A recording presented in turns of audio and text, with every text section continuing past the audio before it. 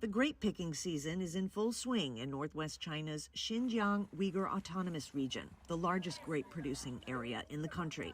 At one vineyard, farmers and seasonal workers are busy picking, sorting, and packing the grapes to deliver to markets nationwide. 目前种植面积1万亩以上。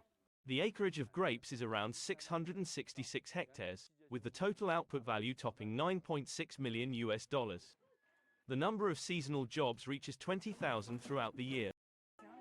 With more than 600 varieties planted across the region, Xinjiang produces 3.3 million tons of the fruit annually.